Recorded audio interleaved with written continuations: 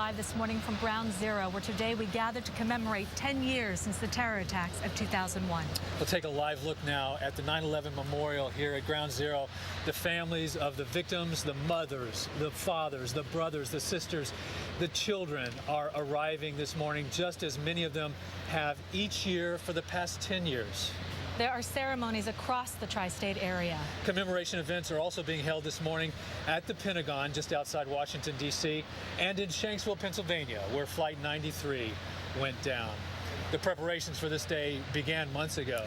Last night, the final touch was added here at Ground Zero. The world's largest free-flying flag was unfurled on the south face of World Trade Center 1.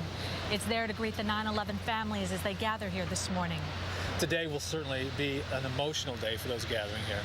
The world will watch as loved ones will be joined by presidents, governors, mayors to remember the events of 10 years ago. CBS News' Tony Aiello continues our live team coverage with more on today's solemn ceremony. Tony?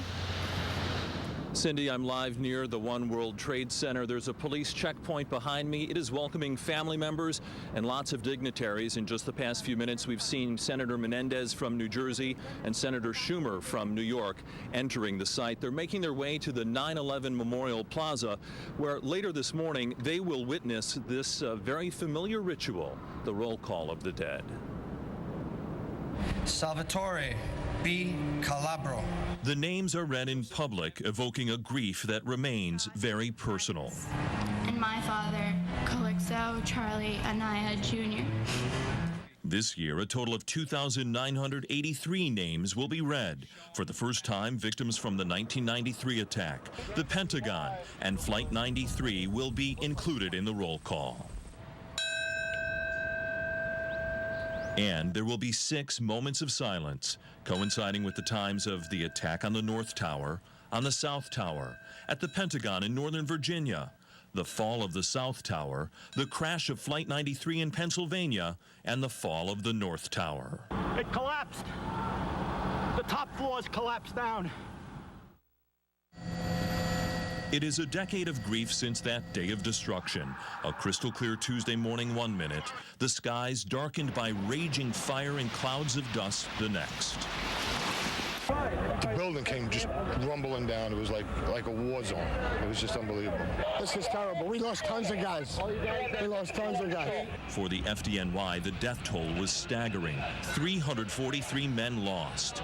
Their heroism never to be forgotten, nor the sacrifice of so many others, including NYPD officer Paul Talty, who died 24 days after the birth of his daughter, Kelly. You have so many conflicting emotions. You're upset, you're angry, but you know you have to be thankful to God you had him. Jeffrey Allen Cole, Patricia A. Cody. Those who make this tearful pilgrimage share a bond of grief forged by an act of hatred. But with the 9/11 memorial finally taking shape, these gatherings are at a place of peace, with water that flows like tears and trees that reach for the sky, where the towers once stood. President Barack Obama, Governors Cuomo and Christie all will deliver readings today. There will be music as well, including Paul Simon performing Bridge Over Troubled Waters. And when the ceremony ends, the plaza will remain open for about 3 hours so the families can explore the site. Live in Lower Manhattan, Tony Aiello, CBS 2 News. Tony, thank you. And as Tony mentioned, police are manning vehicle checkpoints across the city this morning. The NYPD is keeping an eye on every vehicle, but they're looking for 3 vans in particular. One stolen from Jersey City, the other 2 from a company doing contract work at the World Trade Center site. Police say there's nothing concrete to connect these thefts to a warning of a possible terror plot to detonate car bombs on the city's bridges and in tunnels. The nation has certainly never been the same since these attacks. New security measures have come with an enormous cost. CBS 2's Marcia Kramer has more live from Union Square on the terror activities that have been bolstered around the city and the country, as well as new security concerns this morning. Marcia. Well, Don, this city is in lockdown this morning. Checkpoints are everywhere, girding for a possible terror attack. And as you can see behind me, there's already a rapid response team ready, at the ready, as part of this plan. It's called Operation Archangel.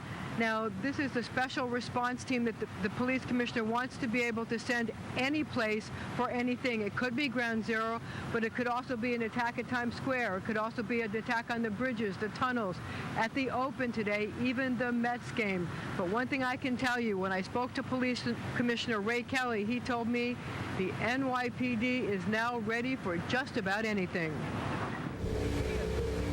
There are radiation detection boats in the waters, cameras that have been placed all over Lower and Midtown Manhattan. And there are cops with guns and tanks and all kinds of weapons, because in New York, a terror attack could come from anywhere and anyone. There's no shortage of people who are willing to give up their lives for the cause. It's been 10 years, but our concerns about terrorism are still staggering and constant. Even the death of Osama bin Laden didn't lessen the fear. 2/3 of Americans, 67%, in the stunning CBS News New York Times poll, say killing the al-Qaeda mastermind didn't make them feel safer. But that's not all. A majority, 57%, say subway security measures are insufficient. And as for other potential terror targets, only 27% say airports are a lot safer, only 20% say bridges and tunnels are, and just 14% say area nuclear plants are safer. I sat down with Police Commissioner Raymond Kelly for a rare and candid talk about terror. Some of the arrows in his anti-terror quiver are pretty amazing and newly revealed. For openers, he has his own Navy. We actually have the ability to have a small submarine, not manned, to check the part of the boats that are submerged. We have a new boat on order. We envision a situation where you may have to get to an island or across the water quickly. So we're able to transport our heavy weapons officers. He also has his own army, 1,000 anti-terror cops with tanks and weapons carved out of the NYPD after 9/11. We have to do things differently. We know that this is where terrorists want to come. But in the city's war on terror, it's often about what you don't see. You do see the cops and the weapons and the bomb dogs. You don't see the legion of bilingual undercover officers and analysts. You also don't see much of the intricate web of surveillance cameras the commissioner continues to build. You're going to see a fairly rapid increase of the number of cameras. Much of the information streams into this high-tech center in Lower Manhattan, where analysts evaluate it in real time, 24/7. The security comes at a mind-boggling price. Probably 9/11 has cost us at least $1 trillion as a country. Because of the threat, there's been a huge increase in calls to 911. There have been reports of 283 suspicious packages and almost 1,500 reports of suspicious vehicles. Reporting live from Union Square, I'm Marcia Kramer, CBS 2 News. Thank you, Marcia. A lot has changed at the World Trade Center site over the past decade. Up next, we're going to take you inside One World Trade Center tower, the new tower, to see the transformation already made and still under construction. Our coverage of the 10th anniversary of the September 11th returns in just a moment.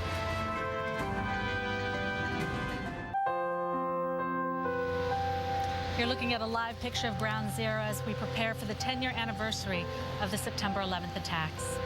Now, many New Jersey towns are holding their own ceremonies to honor the victims. Yeah, one of them is Middletown, which lost more than 36 people on September 11th. CBS 2's Christine Sloan is live in Middleton with more.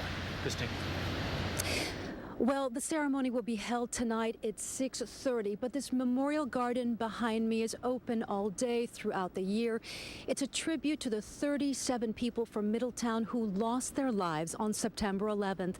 And with me is a firefighter from Jersey City. Thank you so much for joining us. And you just walk through the winding path with those granite stones with the victims' faces etched on them. You came here to pay tribute to a friend? Yes, police officer, Port Authority police officer Kenny Tejan.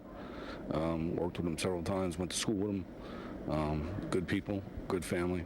Just a very, very sad day. It's such a tough day for everyone, yes. And it didn't matter if you were there, it doesn't matter if you were watching. Everyone feels the grief on this day. Tell us about what's going on in your mind. Just reflecting on the things that took place that day, and the one purpose of all these people here today that are here at the memorial just had one purpose, and that was to go to provide for their families and go to work. So. And this was the last place they saw before they went to work, the train station. Tell us about this winding path. It's so emotional when you walk through there. There's just every year I've tried to walk through, and you start crying when you go halfway. It's very, very sad to see that the faces are on each one of the memorial stones, and it's just amazing that it's just amazing that you see the people and you know them from the community. And it's very sad to see that they're no longer with us. It is very sad. Thank you so much for stopping by and talking to us. And that is a story from Middletown, New Jersey. Christine Sloan, CBS 2 News. Christine, thank you. It was perhaps the most witnessed event in world history. Hundreds of thousands of people saw the attacks with their own eyes. Yeah, millions more witnessed it firsthand on TV all around the world. And by a quirk of fate, I was one of the first reporters on the scene that morning. You never think you're living history. But on September 11th, we all witnessed one of the crystalline moments of world history, a moment so pivotal, it was as if the Earth stopped and then everything set off on a different spin. It has all changed for us, for America, for the world. The rules of how we live, of whom we trust, of how we view our own security, of how we conduct war, of how we define peace, of what we hold most important. On the morning of September 11th, I was living on the 3rd floor of that building, just a few blocks north of the World Trade Center. I was working for ABC News at the time, and I just reached for my second cup of coffee when I heard this sound. It was like a giant ripping of fabric, a shriek, and a deep roar all at once, followed by a huge explosion. It was a sound I'd heard before, but only in countries at war. Never in the U.S. and certainly not in Lower Manhattan. I said out loud, I think that was a missile. Almost immediately, the morning news began reporting that a small plane had hit the World Trade Center. I knew it wasn't a small plane, even if I didn't yet know what it was. I located a phone and made my way out onto the fire escape and dialed the network. And that's where I was, reporting live on national TV when the second plane hit. And we knew everything had changed. More and more fire and smoke enveloping the very top of the building. And as fire crews are descending on this area, it does not appear that there's any kind of an effort up there yet. Now remember, oh my God. Over the next 2 weeks, I didn't leave the area, afraid the police wouldn't let me back in. What I remember most are the faces and the voices of the rescuers who refused to give up, who worked themselves to exhaustion, and the faces and voices of the people searching for their loved ones. Their eyes said, tell me you saw this person walking around, or in a hospital, or being interviewed, or sitting dazed by the street. Please tell me you saw them, alive. The fact that I could never once answer yes is why I can never forget the question. One thing I would like to say, though, is that if you lost a loved one that day, it was not from lack of effort of the people on the pile for those weeks searching for them. They did everything they could to find it. I know you got very close. You had a search dog staying with you. I mean, you really got close to the we did. workers. It was my neighborhood, and but we're all attached to what happened down here. No one is left unmarked from what happened. Our coverage of the 9/11 attacks 10 years later continues. Up next, New York Senator Charles Schumer joins us live with his thoughts on this day. Stay with us. We'll be right back.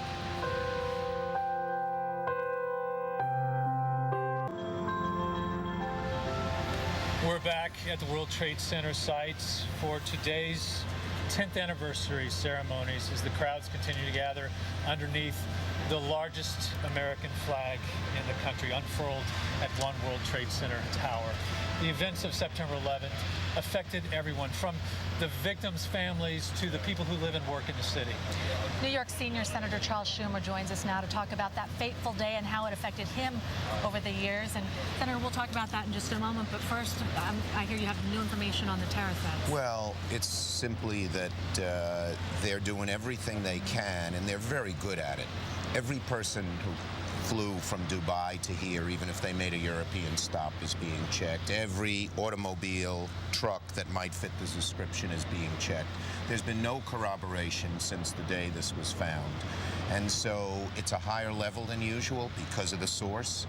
But oftentimes these higher level things don't pan out, either because the source is wrong or because of the intensive efforts made by NYPD and everybody else, and they back off. Well, do you think the enormity of this particular occasion that has caused them to take extra precautions so they not disrupt this? It's not just the loss of life, it's also this has a huge symbolism in this country moving on from this. And they are, although some of the information was that they were not going to try to hit ground zero, but some other place, but just to make their point, their horrible and evil point. But the level of this threat would have merited a higher level, whether it was 9/11 or not, because it was this credible source who was given good information before. Are you feeling somewhat relieved? No, I won't feel relieved, and frankly, we shouldn't feel relieved till 2 or 3 days after, because some of the information said that they might try to do it not on 9/11, but a day before. Thank God that hasn't happened. Day after, 2 days after. But I am relieved knowing the effort that's gone on, you know. I mean, I rode my bike around the city yesterday before I went to my rounds, and they were everywhere, the police checking everybody. And as I said, that may not only catch them, but also serves as a deterrent effect, which is very, very good. Senator, thank you so much for joining us. I know you have a very busy morning. We appreciate your time. Thank you. Thank you. Now, it was a place for safety and comfort with chaos all around on September 11th. People flocked to St. Patrick's Cathedral, searching for hope and guidance. It was something that touched then Father Timothy Dolan from hundreds of miles away. The now Archbishop Dolan sits down with CBS 2 for an exclusive interview next. Stay with us. Our coverage of the 10th anniversary of the September 11th attacks returns in just a moment.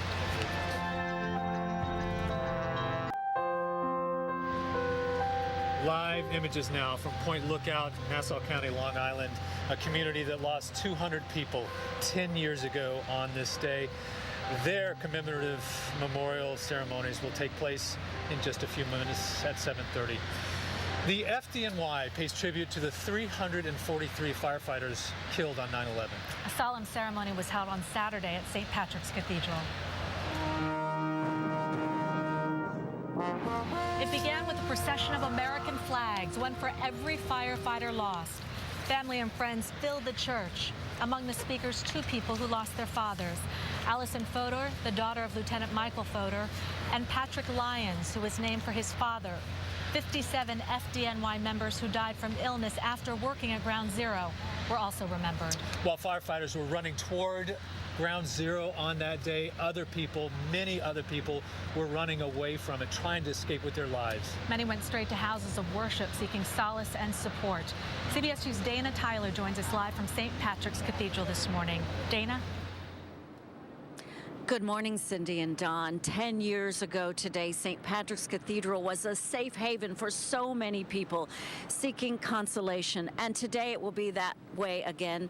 This morning at 9, Archbishop Timothy Dolan will hold a special 9/11 memorial service as we reflect on that tragic day. It's gonna be okay. With chaos, confusion, and immeasurable shock and grief on 9/11, St. Patrick's Cathedral offered comfort and safety. It became a refuge. It became a sanctuary. People didn't know where else to go. They knew they had to evacuate the buildings. They couldn't get home. So there was almost this magnet to drawing them to houses of worship, particularly St. Patrick's on 5th Avenue. Edward Cardinal Egan held Mass that somber evening, and it was standing room only. On September 11, 2001, then Father Timothy Dolan was living in Missouri as Auxiliary Bishop of St. Louis. I didn't know what to do that day. I went to fire houses and police departments, said, I don't know where else to be. In St. Louis? Yeah, I said, I want to be with you guys because I know if it had happened here, you'd be the one. So let me just be here. In 2009, he went to Ground Zero just days after he was installed as Archbishop of the New York Archdiocese. In his 2.5 years leading New York's nearly 500 parishes, Dolan says he's been uplifted by the resilience of New Yorkers. People can hold their heads a little higher because they know our best instincts conquered that day. Inside of us, we got angels and we got demons. And the question in life is which side's going to trump? And on that day, the angels won. Even though the devil had the first shot, the angels trumped. Archbishop Dolan says he's moved by the many invitations to memorial services this week, including one on Thursday, honoring the 73 members of the NYPD who died and the department's service on 9/11. On that day, in streets nearing Stampede, You symbolize safety. Recalling St. Patrick's role on 9/11, Archbishop Dolan will lead a special September 11th Mass for those looking for solace. Is there added pressure to you for service on 9/11? There's some added pressure, Dana. Whenever you know you're on the spot, when people are kind of looking for consolation, you feel your own emptiness and your own inadequacy. And sometimes it's just best to admit that and to say, I'm grieving as much as you are, and I'm still searching for as many answers as you are. But at least we're doing it together. Archbishop Dolan will also be sharing a message that he received, a special message from the Pope marking 9/11. Pope Benedict XVI saying in part in a letter, the American people are to be commended for the courage and generosity that they showed in the rescue operations and for their resilience in moving forward with hope and confidence. After the 9 a.m. service here at St. Patrick's Cathedral, Archbishop Dolan will then head downtown to St. Peter's Roman Catholic Church, the oldest parish in the New York area. And he will then, as we know, that church playing a significant role on 9/11 on Barclay Street, so close to the World Trade Center. It is where the body of Father Michael Judge, the FDNY chaplain, was taken to the altar that morning, and where so many found comfort. This afternoon at 12:30, Archbishop Dolan and Monsignor Madigan will be greeting people there. Live at St. Patrick's Cathedral, Dana Tyler. Don, Cindy, back to you. Dana, thank you. Stay with us. Our coverage of the 10th anniversary of September 11th returns in just a moment. As tens of thousands of people continue to come to World Trade Center to pay their respects to the nearly 3,000 people whose lives were extinguished that day 10 years ago. We'll be back.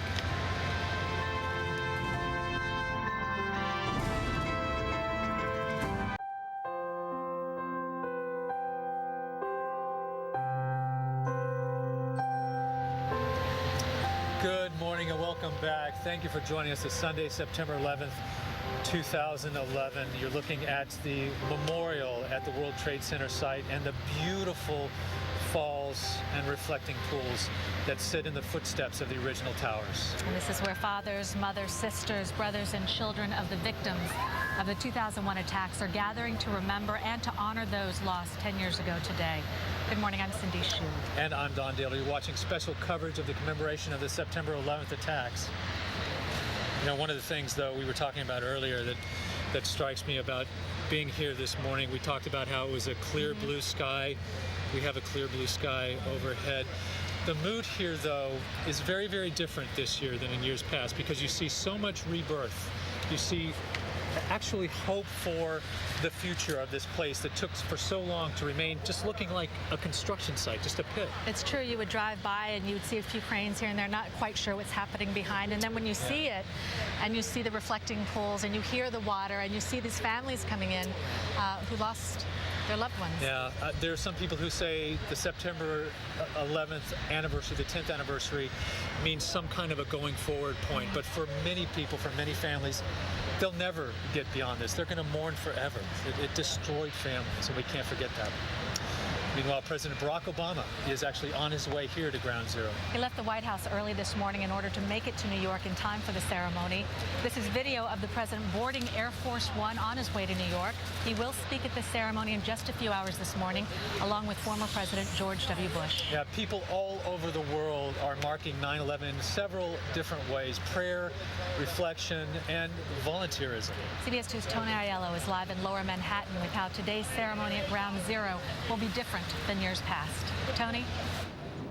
Cindy, the biggest difference is the location. After several years at a park on the east side of the World Trade Center site, the Memorial Plaza finally is complete. It is a new setting for that familiar ritual, the roll call of the dead. Salvatore B. Calabro. The names are read in public, evoking a grief that remains very personal. And my father, Calixto Charlie Anaya Jr. This year, a total of 2,983 names will be read. For the first time, victims from the 1993 attack, the Pentagon, and Flight 93 will be included in the roll call. And there will be 6 moments of silence, coinciding with the times of the attack on the North Tower, on the South Tower, at the Pentagon in Northern Virginia, the fall of the South Tower, the crash of Flight 93 in Pennsylvania, and the fall of the North Tower. It collapsed. The top floors collapsed down. It is a decade of grief since that day of destruction. A crystal clear Tuesday morning 1 minute, the skies darkened by raging fire and clouds of dust the next. The building came just rumbling down. It was like a war zone. It was just unbelievable. This is terrible. We lost tons of guys. We lost tons of guys. For the FDNY, the death toll was staggering. 343 men lost.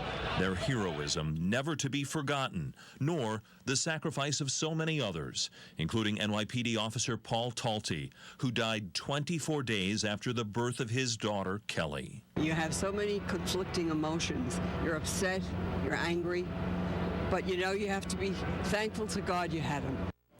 Jeffrey Allen Cole, Patricia A. Cody.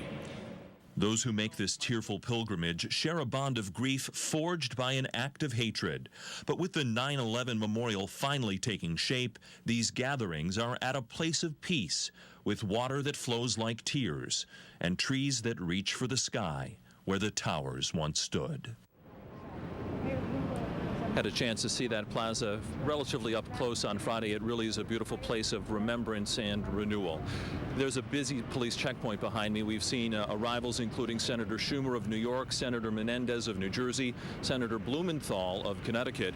Just a few minutes ago, an iconic New Yorker also arrived. Entertainer Billy Crystal will be attending the ceremony today. Live in Lower Manhattan, Tony Aiello, CBS 2 News. Thank you, Tony. And as you mentioned, besides the families of victims, there are many political figures here at Ground Zero this morning. New York's junior Senator Kirsten Gillibrand joined us now with her thoughts on this 10-year anniversary. Senator, as we listen to the bagpipes and we see the families walking in, your thoughts this morning? Well, obviously this is a time of great sorrow for many, many people in New York. But it's also a time to commemorate the loved ones that were lost and their lives and how beautiful those lives were and how important those lives were. And it's also a time to come together to remember how strong New York has been since 9/11 and how strong we were in the hours and days and weeks after. And I've been particularly focused on our 9/11 heroes because they really showed who we are as Americans. They answered the call of duty. They came, they thought nothing of themselves, and they worked tirelessly, first to find survivors and then to find remains and then do all the cleanup. So there's a lot to really commemorate that is so great about America and who we are as a nation. I've heard that part of the story of 9/11 is 9/12. It's the story of rebirth, rebuilding, and learning. What did we learn from this?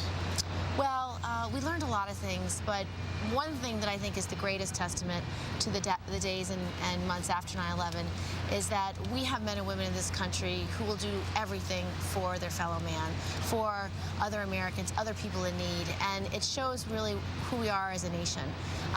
But we have a lot of things still to do to keep our country safe, and one of the things I'm working on right now is to make sure those first responders can communicate. You remember after 9/11, the police officers, the firefighters, the EMTs, they had such difficulty communicating, and there was no ability to communicate from a local and federal level. We are still working on that today, and I think it's unacceptable that these men and women still don't have the tools. A kid with a smartphone has more technological capability than our firefighters and first responders do answering a call. So we need to make sure that we come together as a Congress and get this done in the next few months. Very good. Senator Kirsten Gillibrand, thank you so much for being with us. Thank you so much. Thank you. Thank you, Senator. Thank you. The NYPD making a heavy visible show of force this morning at vehicle checkpoints all across the city. Yeah, the NYPD is keeping a close eye on every vehicle, but they're specifically looking for 3 vans. One stolen from Jersey City, the other 2 from a company doing contract work at the World Trade Center site. But police say there's nothing concrete to connect the thefts to the terror threat, to detonate car bombs on the city's bridges and tunnels. Our lives following September 11th have changed in so many ways. We face heightened security on a day-to-day basis at airports, subways, and trains. There are many other measures that we don't even see. CBS 2 political reporter Marcia Kramer has more on that story from Union Square, as well as a new security concern. Marcia? Well, Cindy, Police Commissioner Ray Kelly told me that you can't put all your eggs in one basket with the kinds of terror threats that we're dealing with today. And although he's concentrating some of his firepower at Ground Zero, he has to be ready for all kinds of threats. Attacks, possible attacks to the bridges, the tunnels, the Open, the Mets game. And so I'm here in Union Square with a rapid assault response team that he's assembled that could go anywhere. It's called Archangel Plus. And as you can see, it's got all manner of vehicles. There's a tank that is armored that can get to any kind of a shooting or an event. And as we walk down the line, you'll see that there are emergency service vehicles. And in these vehicles, although you can't see it, are heavily armored troops with helmets and heavy armor that can respond to any kind of emergency. There's also another tank. There's a bomb squad. There's a hostage negotiating team. There's even cars that can, part of the highway unit, that will be able to get some of these cars and these vehicles to whatever scene they're needed at. One of the things that they did is they developed this after the Mumbai attacks because they wanted to be able to respond to many attacks, including multiple shootings. And so that's why they have a lot of heavy armor in those trucks. Now, one thing I can tell you is that they are ready to respond at a moment's notice. They can go to a bridge. They can go to a tunnel. They can go to the Open. They can go to the Met. And Police Commissioner Kelly says, we're ready for anything that the terrorists can dish out. Reporting live from Union Square, I'm Marcia Kramer, CBS 2 News. Marcia, thank you. One of the firefighters killed on 9/11 was Stephen Siller. He was on his way home that morning, having just completed an overnight shift at Brooklyn Squad 1. Siller had planned to play golf with his brothers until he heard about the attacks. He strapped on 75 pounds of gear and ran through the Brooklyn Battery Tunnel to Ground Zero. Joining us this morning is Stephen Siller's brother, Frank Siller. Thank you so much for being with us. Thanks for having me here. As you look out over the site, you see the progress here after 10 years. How does it feel? Well, it's beautiful. I will say that. It's absolutely beautiful. That day, it was a day kind of like today. It was a beautiful day. It started out so innocent. It changed the world, you know, how it transpired. And what my brother did that day, running through the tunnel, you know, to save other people, what all first responders did that day is it's incredible. And he inspires us as a family and so many of his friends and community to live a better life and to do things in the honor of all those who perished that day. Frank, your whole family has been living an incredible life. So many stories will go out, and the Siller family will be there. And I just tell us about all the different work you're doing in addition to Tunnel to Towers. Well, the foundation, because it's become so successful, because so many people want to run that run and follow in his footsteps. We have over 50 different cities that are running Tunnel to Tower runs today. Wow. All of America, including Pearl Harbor. I mean, is that unbelievable in Pearl Harbor? And we have just so many things. We're helping with the USA Cares and Blue Star Moms, and then we do things for our wounded, severely wounded soldiers. Now, we just made a commitment the other night. Rudy Giuliani gave a speech the other night. We did a concert and a tribute to our heroes that was so inspiring. That said, oh my God, they will never defeat us. They will not defeat us in what they did. And we made a commitment to build 38 homes for quadruple and triple amputees, our men and women coming back who are serving us, because we know the war's not over. Over 6,000 men and women have died since 9/11 protecting this country, and over 45,000 have been injured. Frank, thank you so much. I know Tunnel to Towers is the 25th this year, and yes, we'll see you there. Thank you. Yes, it is. Great to see you, Frank. Thank you very much. The town of Hempstead on Long Island lost about 200 members of its community on 9/11. Today, mourners will gather on the beach to remember lost loved ones. CBS 2's Jennifer McLogan is live in Point Lookout with more. Jennifer? Good morning. We're keeping our voices low. The Point Lookout ceremony is just underway. We have a huge crowd assembled. More than 2,000 Long Islanders are here now, gathering in this poignant setting. A sunrise event filled with emotion. Remarks of solace, comfort, wisdom are being offered by clergy, and there's beautiful music going on now. And fairly soon, two remarkable women whose brothers were taken by the terrorists that day will address the crowd. Families will place carnations in reflecting pools. Replicas of the Twin Towers dot the shoreline behind me. Across the bay from where many here watched the World Trade Towers come down that day, we have reflecting pools. It will all soon be part of a poignant ceremony. There is a bridge here over a World Trade Tower beam that has been gathered from the scene. And the theme of this event today is bridging the decade from mourning to hope. We're reporting live from Point Lookout, Long Island. Jennifer McLogan, CBS 2 News. Thank you, Jennifer. Stay with us. Our coverage of the September 11th 10th anniversary continues.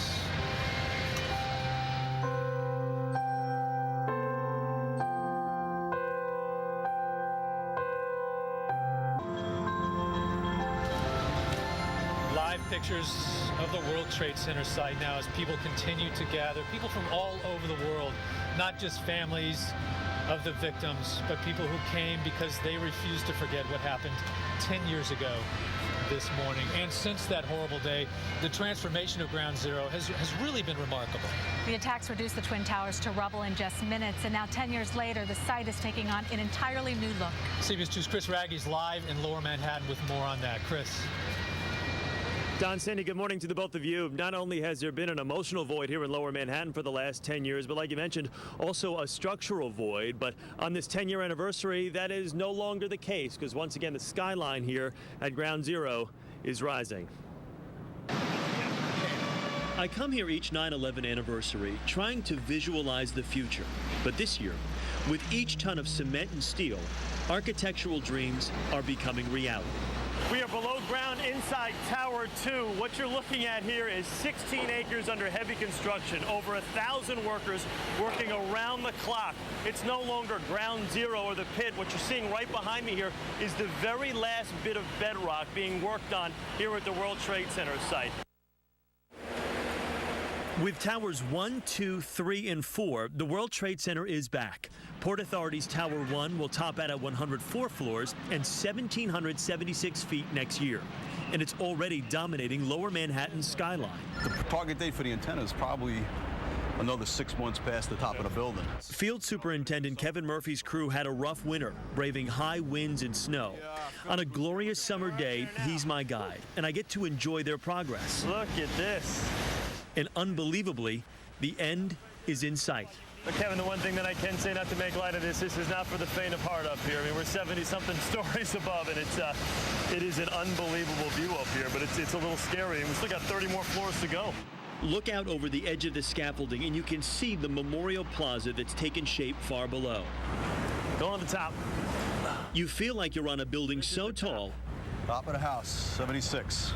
It casts its shadow over an entire nation and washes away the emotional void of the past 10 years.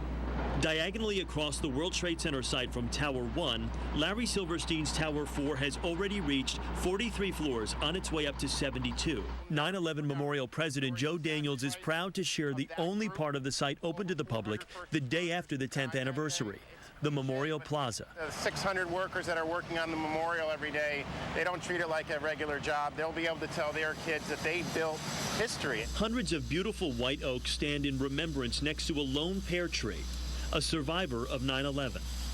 It was found in the rubble a couple days later, 95% destroyed. 9/11 families will be the first to see their loved ones' names next to enormous fountains in the footprints of the fallen towers. The ladder houses, engine companies they came from are on this memorial, and those that died from those houses are listed next to their house numbers. The museum, which opens next year, is built around soaring tridents, the last remaining fragments of the Twin Towers. That section that's recessed from the rest of the wall, that's an original 60-foot section of the slurry wall, which importantly held back the Hudson River in the aftermath of the attacks. Rescue vehicles of first responders covered for now are painful remains of the past. But on this 10th anniversary, through the museum's windows, stand hopeful and steadfast signs of the future. Yeah, the beating heart that drove the pulse of Manhattan is on its way back. Right now, One World Trade Center, which you can see behind me off in the distance, is now at 80 floors, like I mentioned, topping off at 104. Tower 4 is currently at 50 floors, and you see the Memorial Plaza right now. That makes up a little over half of this 16-acre plot. And light has been such a huge, huge part of this entire event. Back on September 11th, Don, like you mentioned earlier, was a beautiful day. It's a beautiful day today. The lights that illuminate the reflecting pools that you can see during dusk are wonderful. beautiful. And all the names that are etched in bronze, they're illuminated from underneath. So at that time, as the sun is falling, you're able to see the names lit up beautifully. And also the transportation hub, which is the Calatrava, at 10:28 every September 11th, once it's completed in a few years, at 10:28, the way it was situated, the way the sun hits the Calatrava, at that point, a beam of light will literally create a shaft of light that will bisect the concourse. It's called the Wedge of Light. So there will be that tribute every September 11th once that transportation hub is completed in a few years. That's the story from Lower Manhattan. I'm Chris Raggi. Don, Cindy, let's go back to you. It is a beautiful place. Thank you, Chris. And stay with us. Our coverage of the 10th anniversary of September 11th returns in just a moment. Welcome back. Services are being held throughout the Hudson Valley to remember those from that region who were lost on 9/11. The attacks took the lives of more than 230 people with ties to Rockland, Putnam, and Westchester counties. CBS 2's Pablo Guzman joins us live from New Rochelle this morning. Pablo? Good morning. As the many memorials in the suburbs and elsewhere demonstrate, after 9/11, every community was touched. The planting of thousands of American flags at New Rochelle City Hall, 2,977 flags to be exact, began 2 days ago in time for today's observance. Servicemen joined Boy Scouts to create row after orderly row. They were joined by ordinary folk who pitched in, everyone wanting to take part. The organizer of all this, Peter Parenti of the United Veterans Memorial and Patriotic Association. The flags will stay here for the month of September. Whoever didn't get a chance to see the impact of what 3,000 people or 3,000 flags look like, we wanted to make sure that it's a lasting impression for the month of September. 123 of the people killed on September 11th were from Westchester, and while their families mourn a loss that will never be fully healed, they know that they are part of a much larger community, part of all those who have been touched by the taking of all 2,977 lives, part of all those who lost loved ones or who will never forget how the world changed that morning and why. Parenti said the planting of the flag started as an idea that just grew. We have a large crowd here tonight. I'm very happy to see everyone here. And we wanted to represent each person that was murdered on 9/11, 2001, 10 years ago. So we have 2,977 flags that are being planted here on the lawn of New Rochelle City Hall. And like I said, each will represent one person from 9/11. Mr. Parenti was asked, how are all these flags going to stay so precise throughout September? He said, well, I live nearby, and you might see me at night keeping them straight. Reporting live from New Rochelle, Pablo Guzman, CBS 2 News. Pablo, thank you. We are moments away from the beginning of the ceremonies here at Ground Zero. We want to show you some more live pictures from the site. Stay with us. Our coverage of the 10th anniversary of September 11 returns in just a moment.